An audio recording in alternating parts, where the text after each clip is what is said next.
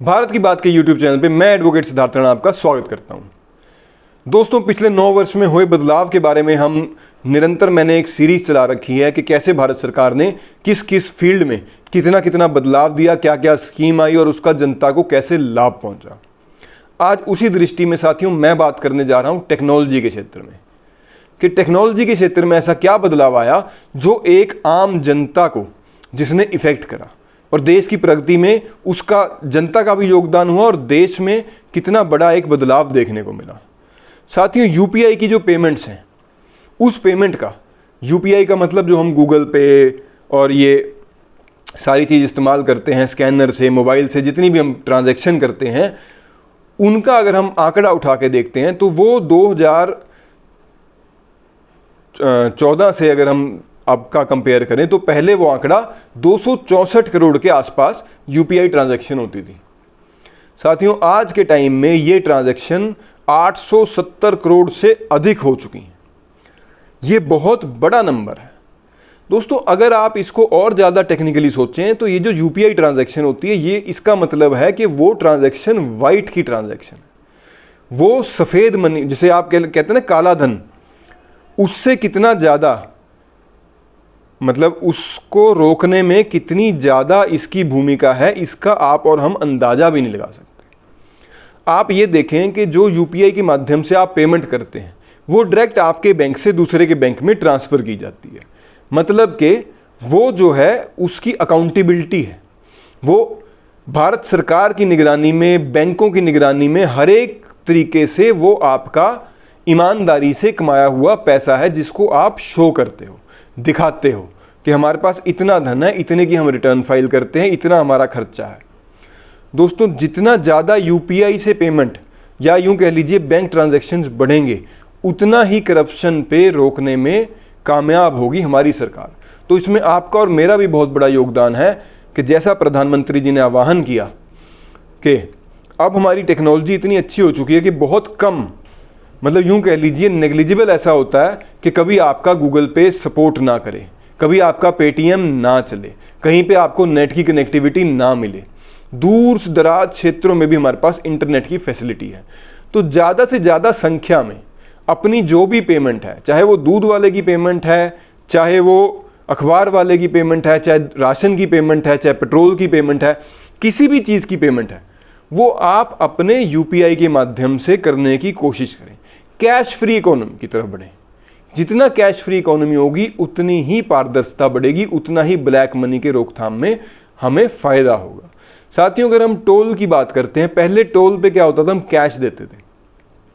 वो कैश किसी आदमी का किसी भी प्रकार से कमाया हुआ हो सकता था, किसी का काला धन हो सकता था, किसी के जो कैश छुपा के रखते हैं लोग, उस प्रकार से वो हो सकता था। लेकिन अब आपका जो फास्ट टैग है ये डायरेक्ट आपके बैंक से या पेटीएम से कनेक्टेड है, जो अगर आपने एक साल में 40,000 50,000 का टैक्स कटा है, फास्ट टैग कटा है, तो वो आपको अपनी रिटर्न में, अपनी इनकम में कहीं ना कहीं शो करना पड़ेगा, उसको आप छुपा नहीं सकते।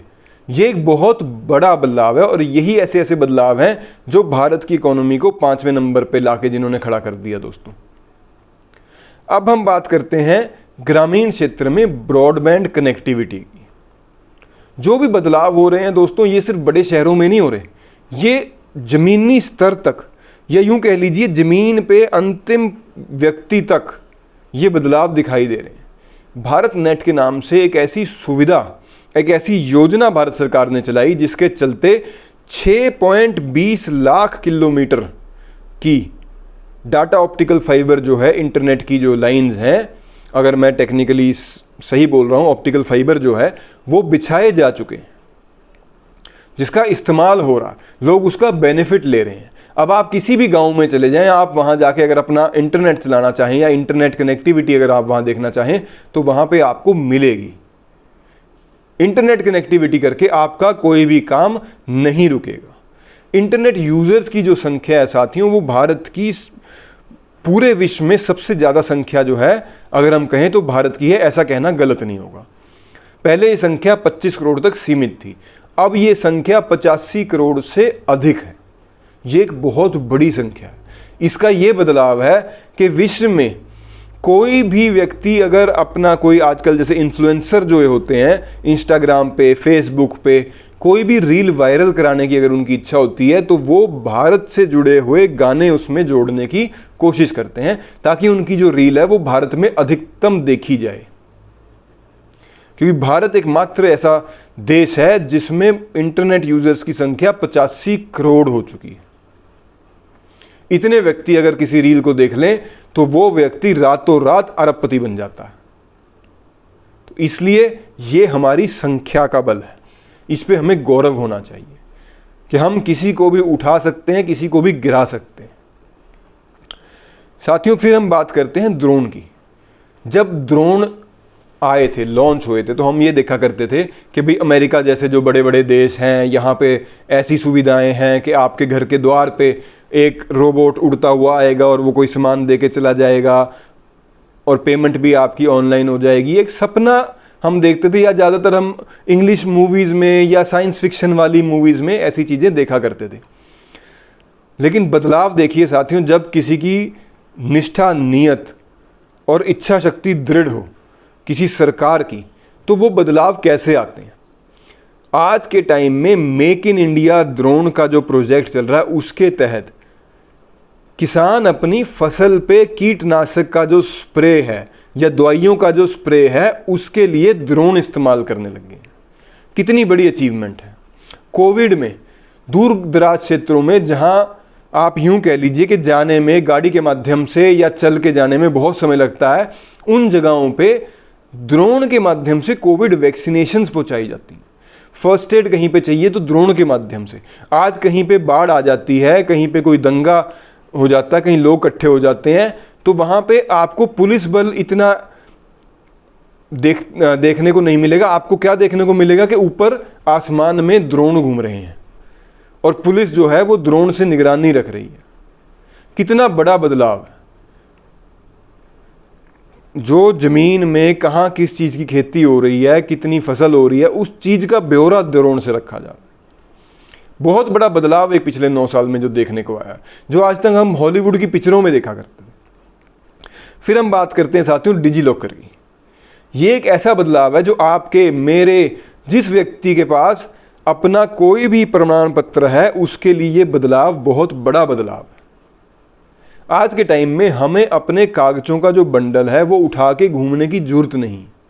डिजी लॉकर के माध्यम से उन कागजों को हम उस पे अपलोड करके अपने साथ अपने मोबाइल में रख सकते हैं और कहीं पे भी पूरे भारत में उसको हम दिखा सकते हैं और वो ऑथेंटिक है, वो सरकार द्वारा अप्रूव्ड है। तो कितना बड़ा बदलाव है। नहीं तो इससे पहले क्या होता था साथियों, हम कहीं घूमने जाते थे तो हम अपने कागज साथ रखते थे। रात को कहीं होटल में, कहीं धर्मशाला में रुकते थे तो सामान से ज़्यादा हमें चिंता रहती थी अपने कागजों की कि यार मेरे कागज ना मिसप्लेस हो जाएं। दोबारा बनवाने बहुत कठिन हो जाते हैं, तहसील के चक्कर काटने पड़ते हैं, DDR करानी पड़ती है, बहुत लंबा एक प्रोसीजर हो जाता है। तो मेरे कागज जो हैं वो मेरे पास संभले रहें।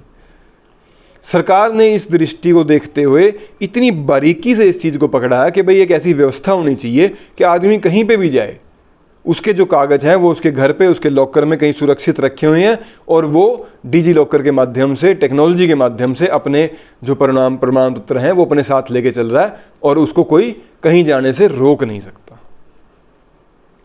तो साथियों, टेक्नोलॉजी के क्षेत्र में क्या बदलाव आया, उससे आम जनता के जीवन में क्या बदलाव आया, ये मैंने जितना भी हो सका एक सरल भाषा में इस वीडियो में इकट्ठा करने का और आप तक पहुंचाने का एक काम करा है। और आपको ये वीडियो कैसा लगा कमेंट बॉक्स में ज़रूर बताइएगा। जो मेरे साथी, मेरे भाई नए हैं, आपसे हाथ जोड़ के अनुरोध है कि चैनल को शेयर करें, सब्सक्राइब करें, लाइक करें, ताकि ज़्यादा से ज़्यादा लोगों को इस प्रकार की सूचना, इस प्रकार की जानकारी जो हमारे भारत से जुड़ी हुई, हमारी भारत सरकार से, हमारे भारत के इतिहास से, इन सब से जो जुड़ी हुई है वो पहुँचे। तो इसमें आप मेरा सहयोग करें। आपका बहुत बहुत धन्यवाद। भारत माता की जय। वंदे मातरम।